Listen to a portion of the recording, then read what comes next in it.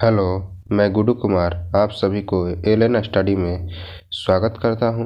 आज जो है हम लोग ग्रुप डी में 18/9/2018 के शिफ्ट 2 और शिफ्ट 3 में पूछे गए प्रश्नों को करेंगे। इससे पहले जो है यूट्यूब पर 17 तारीख को जो है तीनों शिफ्ट में पूछे गए प्रश्न और 18 तारीख के जो है प्रथम शिफ्ट में पूछे गए प्रश्नों को जो है 2 वीडियो के रूप में अपलोड किया गया है। उसको जो है जाकर देख लीजिए और इसको भी देखिएगा। चलिए स्टार्ट करते हैं इसको। कह रहे कि मिलियन आवर्त में जो है मिलियन आवर्त होते हैं, तो मिलियन आवर्त में जो है मिलियन होता है, 10 मिलियन होता है और 100 मिलियन, यानी टीएम कहने का मतलब 10 मिलियन और एचएम कहने का मतलब जो है 100 मिलियन है। तो मिलियन आवर्त में क्या होगा? मिलियन, 10 मिलियन और 100 मिलियन। आगे देख लेते हैं। कह रहा है दूध वाले ताजे दूध में थोड़ा सा बेकिंग सोडा क्यों मिला देते हैं? यानी दूध वाले जो होते हैं थोड़ा सा बेकिंग सोडा दूध में क्यों मिला देते हैं? तो इसको देख लीजिए कि दूध के अम्लीकरण को जो है रोकने के लिए उसमें थोड़ा सा बेकिंग सोडा मिलाया जाता है, दूध के अम्लीकरण को जो है कम करने के लिए। कार्य ऊर्जा का जो है व्यापारिक मात्रक क्या है, यानी व्यापारिक इकाई क्या है? तो किलोवाट घंटा ऊर्जा का जो है व्यापारिक इकाई है, जिससे हम लोग यूनिट भी कहते हैं। यानी 1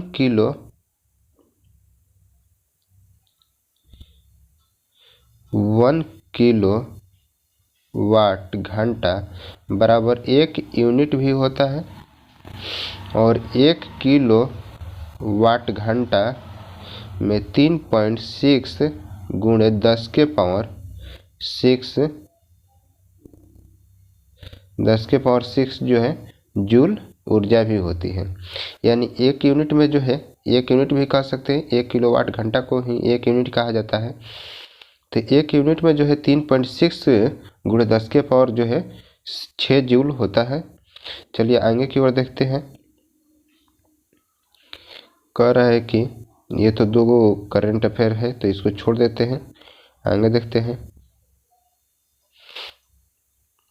इसमें करंट अफेयर में देख लीजिएगा कि मनप्रीत कौर जो है, मनप्रीत कौर किस खेल से संबंधित है? तो ये गोला फेंक से संबंधित है। मनप्रीत कौर किस खेल से संबंधित है? तो ये गोला फेंक से संबंधित है। आगे की तरफ देखते हैं। इसमें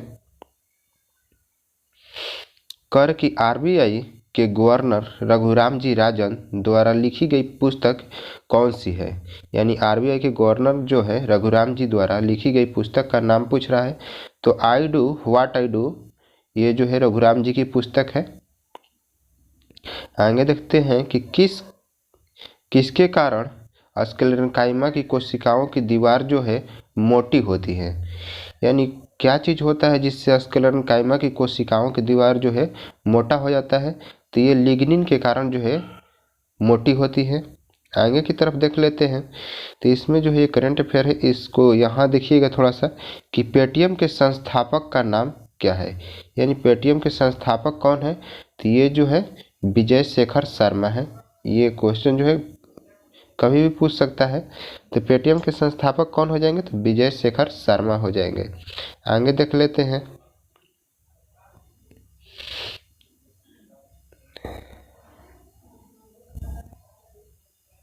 कह रहे कि पगलंडिया बांध जो है, पगलंडिया बांध परियोजना किस राज्य में स्थित है? तो ये असम में स्थित है। पगलंडिया बांध परियोजना कहाँ पर है? तो असम में है। ये जो है पगलंडिया नदी पर है। पगलंडिया बांध जो है पूछ देता है कि किस नदी पर है? तो पगलंडिया बांध जो है पगलंडिया नदी पर ही है, जो ब्रह्मपुत्र की सहायक नदी है। जो किसकी सहायक नदी है? ब्रह्मपुत्र की जो है सहायक नदी है। और ये जो है नलबाड़ी जिला में, असम के नलबाड़ी जिला में जो है पगलंडिया बांध को बनाया गया है। आगे देख लेते हैं। ये तो हो ही गया असम में।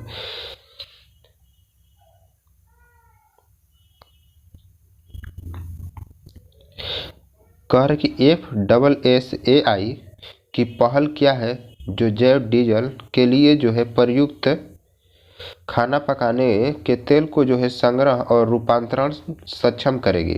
तो ये रूको जो है जो कि खाना बनाने वाले तेल को जो है संग्रह और रूपांतरण में सक्षम करेगी। यहाँ पर देख लेते हैं कि FSSAI का जो है पूर्ण रूप क्या होता है। तो ये जो हो जाएगा आपको food safety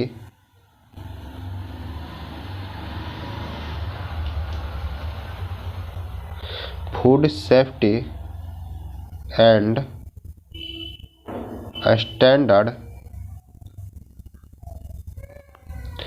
standard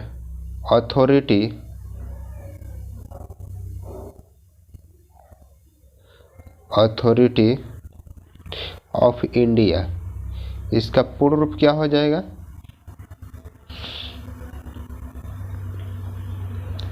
food safety and standard authority of India, जिससे हिंदी में जो है भारतीय खाद्य सुरक्षा एवं मानक प्राधिकरण कहते हैं।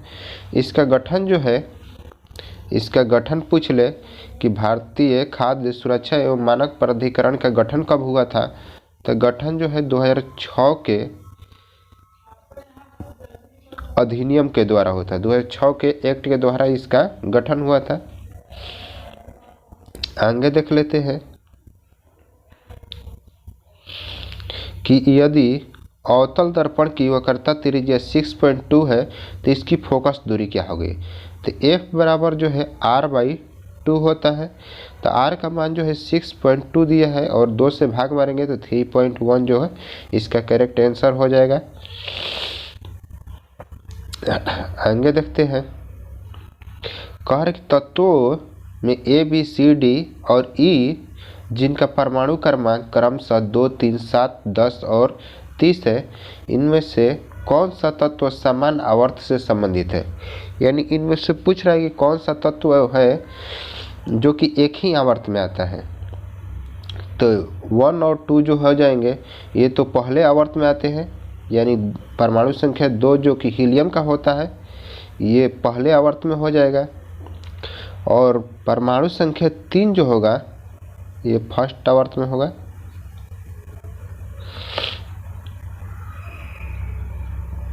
ये फर्स्ट आवर्त में होगा, और सेकंड में जो है परमाणु संख्या 3 जो है लिथियम का होता है तो ये हो जाएगा सेकंड आवर्त में, और 7 जो है नाइट्रोजन का होता है तो ये भी 7 भी हो जाएगा, और 10 जो है नियॉन का होता है तो ये भी हो जाएगा दूसरे आवर्त में। तो ये तीनों जो है इसको B से सूचित किया है, इसको C से और इसको D से। तो ये तीनों क्या है B, C, D जो है एक ही आवर्त के तत्व हैं। तो आगे चलते हैं, कह रहे कि महाराष्ट्र में गोवर्धन इको विलेज की स्थापना किस संगठन ने की है। तो महाराष्ट्र में जो है गोवर्धन इको विलेज की स्थापना जो है इस्कॉन ने किया है। इस्कॉन एक संस्था है जो कि उसने किया है। कह रहे कि बादलों का रंग जो है सफ़ेद किस कारण दिखाई देता है। तो बादलों का रंग सफ़ेद जो है प्रकाश के प्रकीर्णन के कारण जो है दिखाई देता है। प्रकाश के प्रकीर्णन के कारण क्या होता है, बादलों का रंग जो है सफ़ेद दिखाई देता है। तो आगे देख लेते हैं, चालक तार की PVC द्वारा कोटिंग करके किसको रोका जाता है। यानी यदि PVC की कोटिंग कर दी जाती है तो क्यों की जाती है। तो ये शॉर्ट सर्किट से बचने के लिए, यानी शॉर्ट सर्किट को जो है रोकने के लिए क्या की जाती है, PVC की कोटिंग की जाती है। आगे देख लेते हैं, तो कह रहा कि नाइट ईस्ट रिज जो एक अंतर समुद्रीय ज्वालामुखी रिज है, ये कौन से महासागर से संबंधित है, यानी कौन से महासागर में स्थित है। तो ये जो है हिंद महासागर में स्थित है। किस महासागर में, तो हिंद महासागर में स्थित है। तो देख लेते हैं महासागर के बारे में थोड़ा सा। तो महासागर में जो है सबसे बड़ा और गहरा महासागर जो है प्रशांत महासागर होता है। सबसे बड़ा और गहरा महासागर की बात की जाए तो प्रशांत महासागर जो है सबसे बड़ा और गहरा महासागर होता है। और हमारे पृथ्वी पर जो है 5 महासागर हैं, और फर्स्ट नंबर पर प्रशांत महासागर होगा, और सेकंड नंबर पर जो है अटलांटिक महासागर होगा। अटलांटिक महासागर होगा। अटलांटिक महासागर जिसकी आकृति जो है अंग्रेजी के अक्षर जो है एस की समान है। तो ये भी क्वेश्चन पूछता है कि अंग्रेजी के अक्षर जो है एस की आकृति किस महासागर की है, तो ये हो जाएगा अटलांटिक महासागर। और थर्ड जो होता है हिंद महासागर जिसे इंडियन ओशियन कहते हैं, और चौथा जो है आर्कटिक महासागर होता है, और पांचवा जो है अंटार्कटिक महासागर होता है जिसे दक्षिण महासागर भी कहा जाता है। अंटार्कटिक महासागर को जो है दक्षिण महासागर भी कहा जाता है। आगे देख लेते हैं।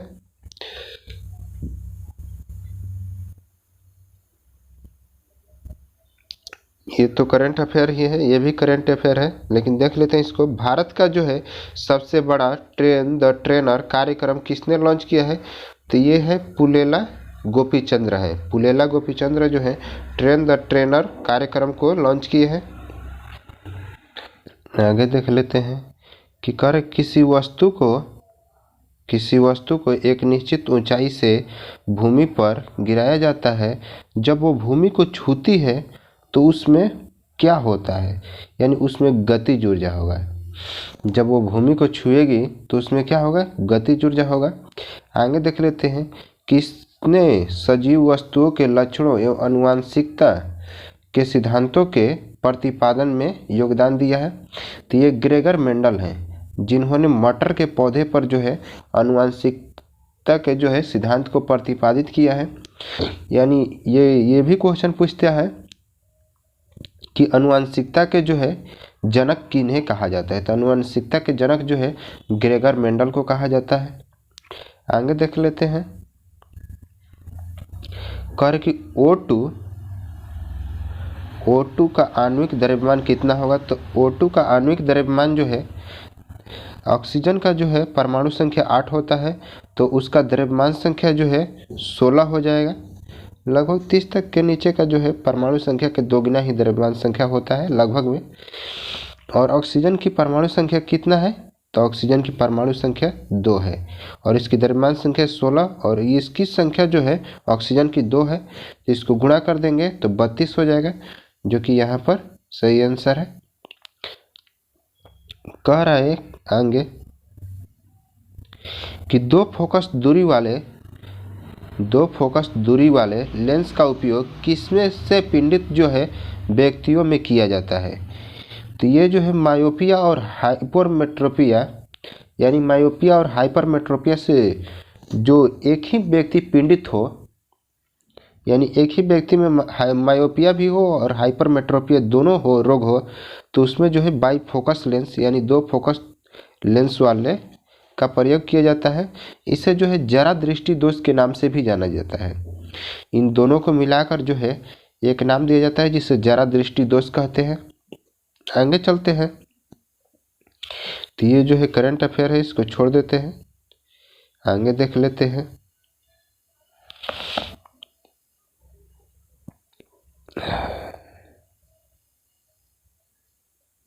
कर कि कौन सा जो है भारत का स्वदेशी निर्मित और विकसित लंबी दूरी की सबसोनिक क्रूज मिसाइल है, तो ये जो है निर्भय है जो कि भारत में निर्मित है और ये लंबी दूरी की जो है सबसोनिक क्रूज मिसाइल है।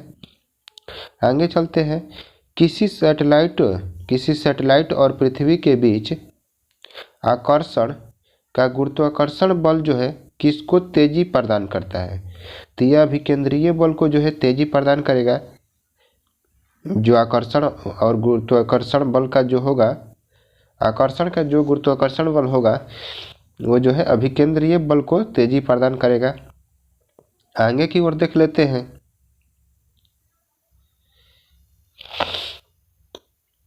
कह रहा है कि गोवा पर पुर्तगालियों द्वारा किस वर्ष कब्जा कर लिया गया था, तो गोवा पर पुर्तगालियों द्वारा जो है 1510 ईस्वी में कब्जा किया गया था। गोवा पर पुर्तगाली कब आ गए थे, कब्जा कर लिए थे, तो 1510 ईस्वी में। और इन्होंने छोड़ा कब गोवा को, तो ये जो है 19 दिसंबर 1921 61 को जो है ऑपरेशन विजय चलाकर जो है ऑपरेशन विजय के द्वारा जो है पुर्तगालियों को जो है बाहर निकाला गया।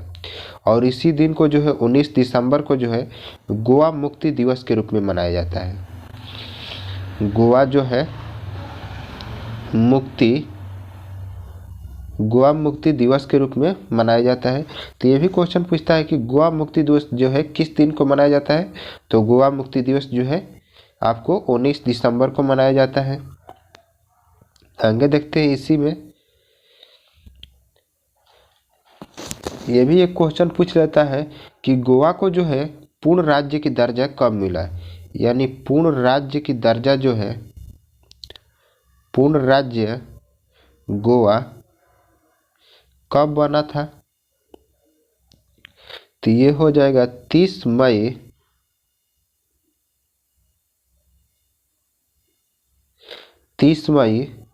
1987 को जो है 30 मई 1987 को जो है गोवा को पूर्ण राज्य बना दिया गया। और इसी से जो है 30 मई को गोवा दिवस के रूप में मनाया जाता है। तो चलिए आगे की ओर चलते हैं, इतना ध्यान रखिएगा। यहाँ पर देख लेते हैं क्वेश्चन। कर कि स्वतंत्र पार्टी के संस्थापक कौन थे, यानी स्वतंत्र पार्टी के संस्थापक कौन थे। तो ये श्री राजगोपालाचारी जो है स्वतंत्र पार्टी के संस्थापक थे। आगे की ओर देखते हैं।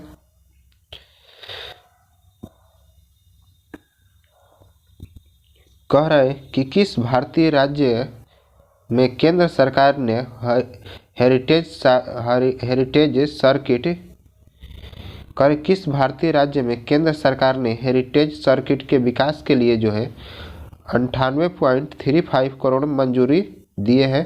तो असम जो है असम सरकार को। आगे देख लेते हैं कि हम मूत्र त्याग की उत्तेजना को नियंत्रित कैसे कर सकते हैं।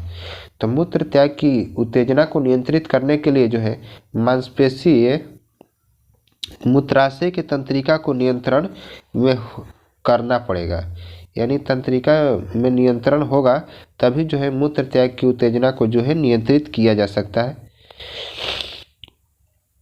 आगे देखते हैं।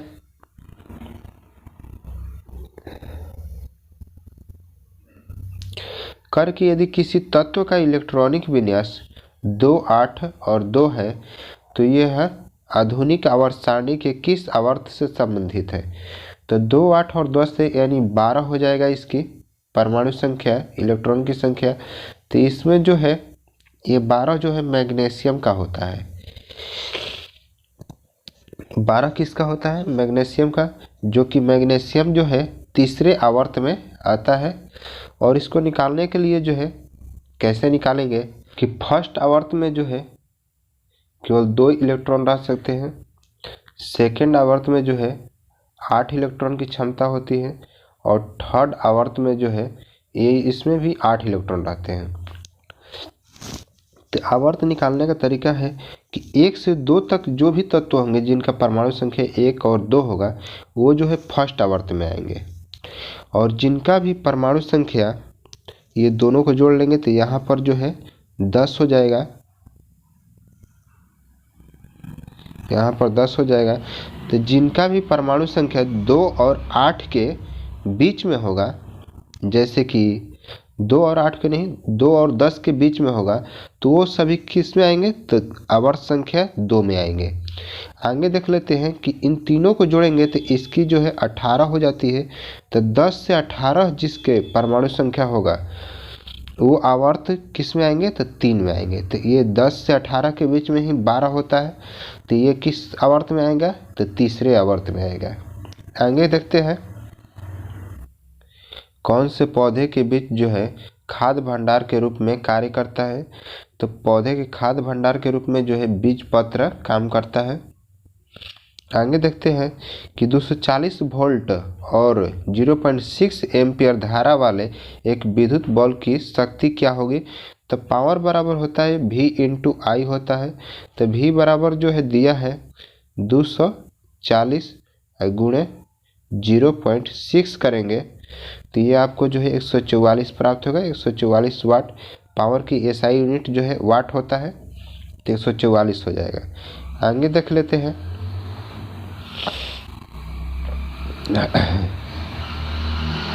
कि 4 कार्बन परमाणु वाले हाइड्रोकार्बन के साथ जुड़ने वाला उपसर्ग क्या होगा। तो एक यदि हाइड्रोकार्बन रहता है उसको जो है मेथ कहते हैं या मीथ कहते हैं। 2 यदि कार्बन रहेगा तो उसको जो है इथ कहते हैं। 3 रहेगा तो प्रोप कहते हैं। 4 रहेगा तो ब्यूट कहते हैं। और 5 यदि कार्बन रहे तो पेंट कहते हैं। 6 रहे तो हेक्स कहेंगे। 7 रहे तो हेप्ट कहेंगे। इसी तरह आगे हो चलते जाता है। तो 4 कार्बन परमाणु वाले हाइड्रोकार्बन को जो है उसके उपसर्ग के रूप में ब्यूट जुड़ा रहेगा। इसके उपसर्ग के रूप में जो है ब्यूट रहेगा। आगे देखते हैं। तो ये आ गया आपको आरआरबी ग्रुप डी जो है 18/9/2018 के शिफ्ट 3 में पूछे गए जो भी प्रश्न है उसको देख लेते हैं। तो कार्बन परमाणु के बारे में C612 से क्या निष्कर्ष निकलता है। तो देखिए ये जो नीचे लिखा हुआ रहता है ये जो है परमाणु संख्या होता है और ऊपर जो है द्रव्यमान संख्या को लिखा जाता है। तो परमाणु संख्या यदि 6 लिखा हुआ है, परमाणु संख्या 6 है, इसका कहने का मतलब है कि परमाणु संख्या जितना होता है उतना ही प्रोटॉन की संख्या होती है। यानी प्रोटॉन की भी संख्या कितना हो जाएगा 6 हो जाएगा। और ऊपर जो है द्रव्यमान संख्या दिया है तो द्रव्यमान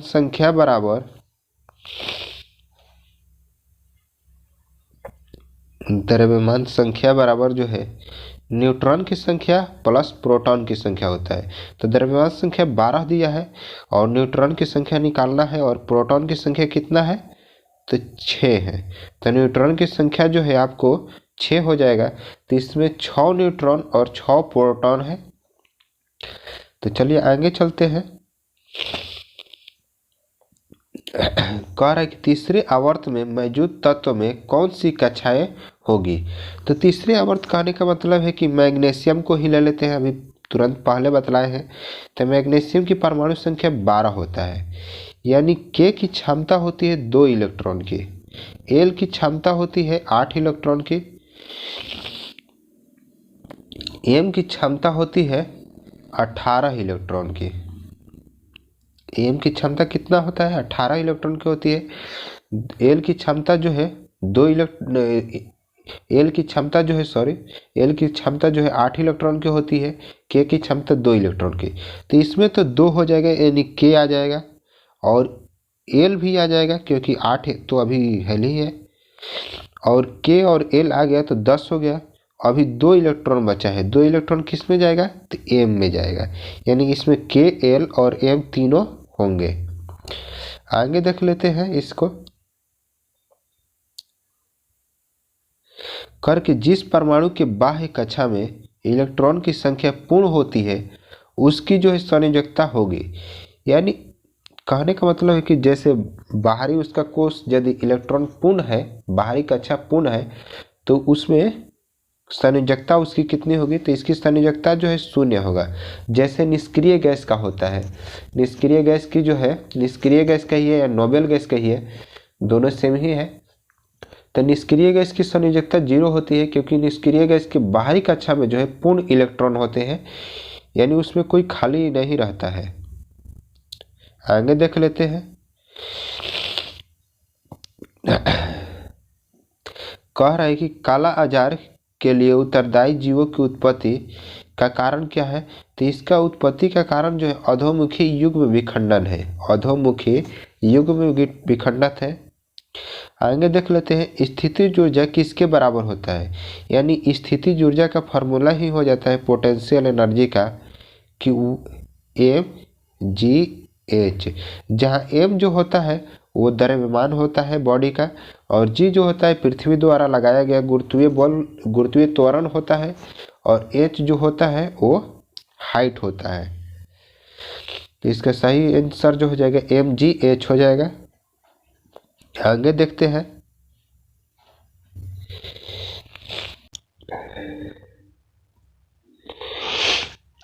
आगे देख लेते हैं।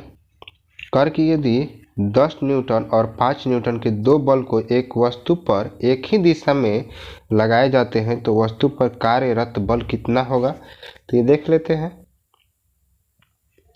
कि मान लेते हैं ये कोई बॉडी है जिस पर जो है 10 न्यूटन का बल लगाया जा रहा है और दूसरा जो है 5 न्यूटन का बल लगाया जा रहा है। तो इस पर लगा हुआ कुल बल जो है वो 15 न्यूटन का हो जाएगा। तो इसका सही आंसर जो है 15 न्यूटन है। यदि यही कह देता कि 10 न्यूटन का बल जो है एक तरफ से लगाया जा रहा है और 5 न्यूटन का बल जो है विपरीत दिशा में लगाया जा रहा है, तो इससे जो है इस पर वस्तु पर लगने वाला टोटल बल जो हो जाता तो ये इस डायरेक्शन में हो जाता, यानी और 5 न्यूटन का बल होता, क्योंकि 10 न्यूटन इधर से ज़्यादा लग रहा है और 5 न्यूटन जो है यहाँ से लग रहा है। तो दोनों को 10 में 5 को माइनस करके और 5 न्यूटन का बल जो है इस तरह लग जाता। तो आगे की ओर देखते हैं आप। कार्य किस तत्व की आयनीकरण ऊर्जा जो है उच्च होती है, यानी किस तत्व की आयनीकरण ऊर्जा उच्च होती है। तो ये हीलियम का होता है, आयनीकरण ऊर्जा जो है उच्च होता है। आगे देख लेते हैं कि ऊर्जा उत्पादन के दौरान जब हमारी मांसपेशियों की कोशिकाओं में ऑक्सीजन की कमी हो जाती है तो 6 कार्बन अणु कितने कार्बन अणु में परिवर्तित हो जाते हैं। तो 6 कार्बन अणु जो होता है वो 3 कार्बन अणु में परिवर्तित हो जाता है जब हमारे मांसपेशियों में ऑक्सीजन की जो है कमी हो जाती है। आगे की ओर देखते हैं।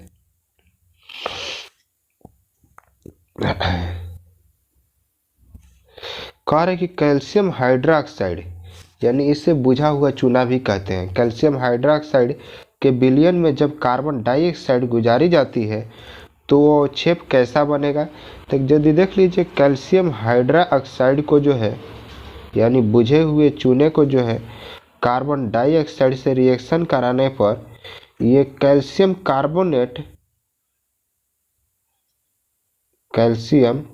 कार्बोनेट यानी CaCO3 और प्लस H2O बनता है, प्लस H2O बनता है। तो कैल्शियम हाइड्रोक्साइड को जब CO2 से अभिक्रिया कराया जाता है तो ये कैल्शियम कार्बोनेट सफ़ेद होता है, जो कि यहाँ पर सही आंसर जो है। अवक्षेप का रंग कैसा होता है पूछा है, तो अवक्षेप का रंग जो है सफ़ेद होता है, यानी कैल्शियम कार्बोनेट का रंग जो है पूछा है। आगे देख लेते हैं, इसको तो छोड़ देते हैं, ये करंट अफेयर है। यहाँ पर देखते हैं, यदि कोई वस्तु 5 सेंटीमीटर वक्रता त्रिज्या वाले उत्तल दर्पण से 10 सेंटीमीटर दूर रखी हुई है तो इसका आवर्धन कितना होगा। तो देख लीजिए इसका आवर्धन कितना होगा। तो पहले तो इसमें R बराबर जो दिया गया है 5 सेंटीमीटर है, तो इससे हम F निकाल सकते हैं। F बराबर कितना हो जाएगा, तो 5/2 हो जाएगा। और U जो दिया गया है वो U का मान हर वक्त जो है माइनस में ही होता है, तो ये -10 दिया गया है। तो ये दर्पण का फॉर्मूला होता है कि 1/F बराबर 1/V प्लस 1/U होता है। तो F का मान जो है 5/2 है, तो 2/5 लिख सकते हैं और बराबर 1/V निकालना है और माइनस आ जाएगा यहाँ से, माइनस के चलते, और 10 हो जाएगा। कितना हो जाएगा, 10 हो जाएगा। तो 1/V बराबर यदि निकालते हैं यहाँ से तो कितना हो जाएगा, 10 हो जाएगा, और यहाँ पर 4 + 1 5 हो जाएगा, यानी 5 में जो है 10 हो जाएगा। इसको कटाएंगे तो 2 आ जाएगा, यानी V का मान जो आ रहा है वो कितना आ रहा है, 2 आ रहा है। और ये प्लस में होगा क्योंकि इसका जो है आभासी प्रतिबिंब बनेगा पीछे साइड, दर्पण के पीछे जो है इसका प्रतिबिंब बनता है। तो आवर्धन का सूत्र होता है, चलिए इसको मिटा देते हैं। आवर्धन का सूत्र होता है, आवर्धन का कि -V/U होता है, यानी V का मान कितना था, तो V का मान जो है 2 था, तो 2 हो जाएगा माइनस में, और u का मान कितना है तो -10 है, यानी इसको काटेंगे तो 1 में जो है 5 हो जाएगा। इसको जो तोड़ेंगे तो 0 जो है 2 आएगा, तो इसका आंसर जो है 0.2 हो जाएगा, 0.3 नहीं होगा, देख लीजिएगा। आगे चलते हैं। अब कह रहा है कि त्वरण की विमा क्या होती है, यानी त्वरण की विमा जो है, त्वरण का जो है एसआई यूनिट देख लेते हैं फार्मूला। तो त्वरण का जो है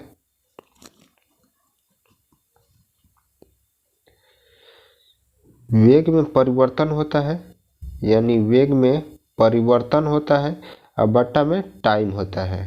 तो वेग का जो हो जाएगा मीटर पर सेकेंड हो जाएगा, और एक और सेकेंड, यानी मीटर बटा में सेकेंड स्क्वायर हो जाएगा, मीटर बटा में सेकेंड स्क्वायर हो जाएगा। आगे की ओर देखते हैं आप कि मीटर बटा में सेकेंड स्क्वायर होगा, तो ये मीटर जो होता है वो मीटर का जो है बीमा एल होता है, और सेकेंड का जो है टी होता है, टी के पावर 2 हो जाएगा। तो एल तो यहीं पर रहेगा, टी जब ऊपर जाएगा तो ये क्या हो जाएगा -2 हो जाएगा। यानी कोई पूछे त्वरण की विमा तो एल टी के पावर -2 होता है, यानी एल टी के पावर -2 जो है सही आंसर हो जाएगा। आगे की ओर देख लेते हैं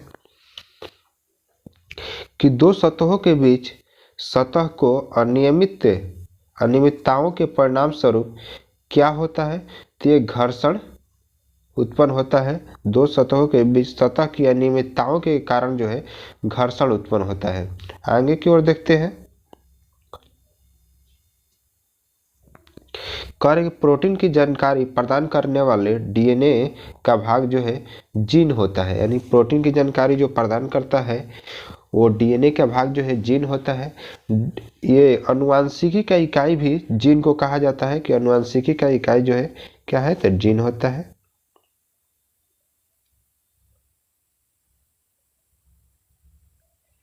आगे देख लेते हैं कि 1 kg मिश्र धातु में 32% जो है कॉपर है, 32% है, और 40% जिंक है। तो इसमें से बचेगा कितना, 40 30 70 2 72 हो जाएगा। तो इसमें से 28% जो है क्या बच जाएगा, निकेल बच जाएगा। और ये जो है जेडन है, और ये क्या है कॉपर है, यानी Cu है। तो पूछ रहा है कि कॉपर की मात्रा कितनी है, यानी कॉपर की मात्रा जो है, यानी 100% यदि लिखते हैं तो 100% बराबर जो है 1 kg, इसको 1 kg को 1000 ग्राम भी लिख सकते हैं, कोई दिक्कत नहीं होगा। यानी 32% का वैल्यू हमें निकालना है, तो ये क्या इतना हो जाएगा 320 ग्राम हो जाएगा। तो इसका सही आंसर जो है 320 ग्राम है। आगे देखते हैं, इका एल्युमिनियम को जो है आधुनिक आवर्त सारणी में किस धातु को के रूप में जो है नामित किया गया था। तो गैलियम को जो है इका एल्युमिनियम के रूप में नामित किया गया था, गैलियम को जो है इका एल्युमिनियम के रूप में नामित किया गया था। आगे देख लेते हैं, कार्य के रेगिस्तानी पौधों की बाह्य त्वचा पर जो है मोम जैसा पदार्थ की परत पाई जाती है। ये पदार्थ को क्या होता है, तो ये पदार्थ जो है क्यूटिन होता है, जो कि रेगिस्तानी पौधे के बाह्य त्वचा पर जो है मोम जैसा परत पाई जाती है। आगे देख लेते हैं कि दंत चिकित्सक अवतल दर्पण का उपयोग करते हैं, क्योंकि इस पर निर्मित प्रतिबिंब जो होता है आभासी और आवर्धित होता है। आभासी और वस्तु से जो है बहुत बड़ा बनता है, वस्तु से क्या बनता है, बड़ा बनता है। इससे क्वेश्चन पूछ देता है, ये ध्यान रखिएगा कि अवतल दर्पण जो होता है, अवतल दर्पण द्वारा आभासी और वास्तविक दोनों प्रतिबिंब बनते हैं। अवतल दर्पण द्वारा जो है वास्तविक और आभासी दोनों प्रतिबिंब बनते हैं। लेकिन उत्तल दर्पण की बात की जाए, उत्तल दर्पण की, तो इसमें केवल आभासी प्रतिबिंब बनता है, इसमें केवल आभासी प्रतिबिंब बनता है। यही लेंस की बात की जाए तो उत्तल लेंस जो होगा वो उसमें जो है वास्तविक और आभासी दोनों प्रतिबिंब बनते हैं, और अवतल लेंस में जो है केवल आभासी प्रतिबिंब बनता है। तो इसको ध्यान में रखिएगा, क्योंकि ये क्वेश्चन जो है पूछ देता है कि किस दर्पण में या किस लेंस में जो है दोनों प्रतिबिंब बनते हैं, वास्तविक और आभासी दोनों प्रकार के प्रतिबिंब बनते हैं। तो ये अवतल दर्पण हो जाएगा, और लेंस में पूछा जाए तो उत्तल लेंस हो जाएगा। आगे देखते हैं।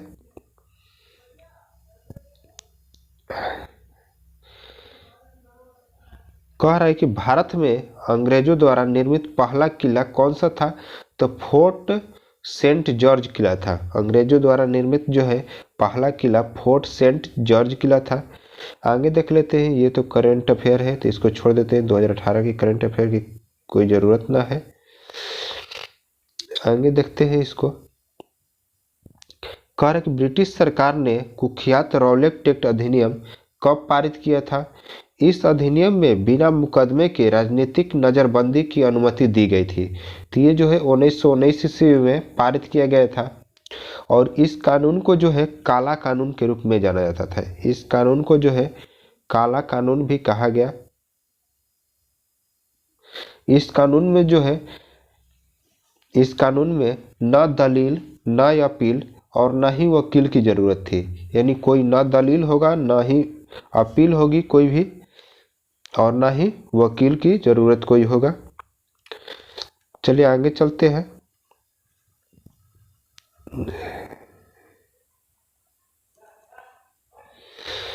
देख लेते हैं। कह रहा कि गांधी सागर बांध जो है किस राज्य में स्थित है? तो गांधी सागर बांध जो है मध्य प्रदेश में स्थित है। गांधी सागर बांध कहाँ पर है? तो मध्य प्रदेश में है। और ये किस नदी पर है गांधी सागर बांध? तो ये चंबल नदी पर है। किस नदी पर है? तो चंबल नदी पर है गांधी सागर बांध। और ये राजस्थान और मध्य प्रदेश की सीमा पर पड़ता है। राजस्थान और मध्य प्रदेश की सीमा पर पड़ता है। आगे देख लेते हैं। ये भी तो करंट अफेयर है, लेकिन इसको देख लेते हैं। कह रहे कि भारत का पहला शहर जिसने अपने वाहनों पर उसके द्वारा उपयोग किए जाने वाले ईंधन के आधार पर जो है रंगीन होलोग्राम युक्त स्टिकर चिपकाने की व्यवस्था की गई, तो ये दिल्ली में किया गया। जैसे कि डीजल के इंजन थे तो उसके लिए अलग, पेट्रोल के थे तो उसके लिए अलग, और सीएनजी थे तो उसके लिए अलग जो है होलोग्राम चिपकाने की जो है व्यवस्था की गई, वो दिल्ली में। आगे देखते हैं।